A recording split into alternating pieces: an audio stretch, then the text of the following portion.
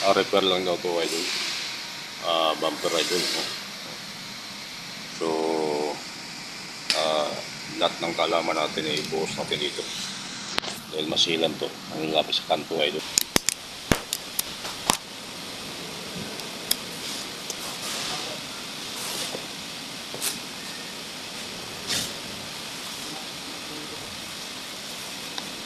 Ayun idol, ininitan ko muna ng aspilin mga idol bago ko usan ng init tubig mga idol. Mineral pa yung tubig idol ha.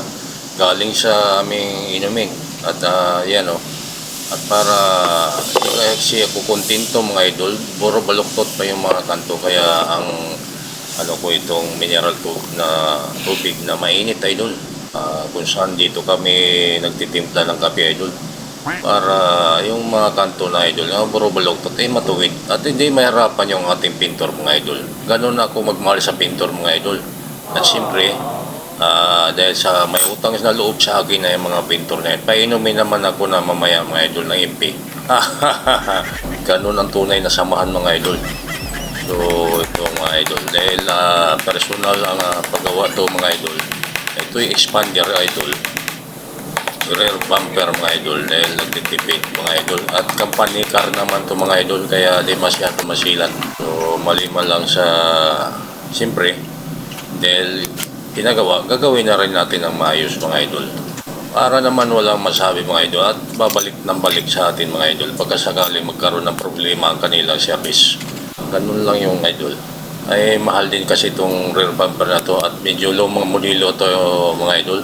Unang labas na expander to.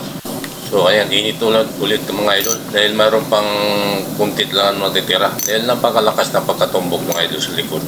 At mabuti di inabot yung medyo bad, yung body mismo idol. At sa bumper lang mismo. At alam mo naman yung mga bumper ng mga idol, mga plastic na. Hindi katulad nung araw mga idol ay mga stainless yung bumper. At yun nga lang, pag mabangga yung mga idol, siguradong palitan na. Dahil napakatigas yung mga bumper nung araw. Inuupuan ngayon ng mga tambay mga idol. Pero ito di na pwede upuan mga idol. Kaya kailangan pag ano mo yung sasakyan mo, may bantay na mga idol. Gagastos ka talaga para magbayad ng bantay. Tapos na mga idol. Tingnan mo yung finishing idol. Kunting masilya lang yung mga idol. At ayos na yan.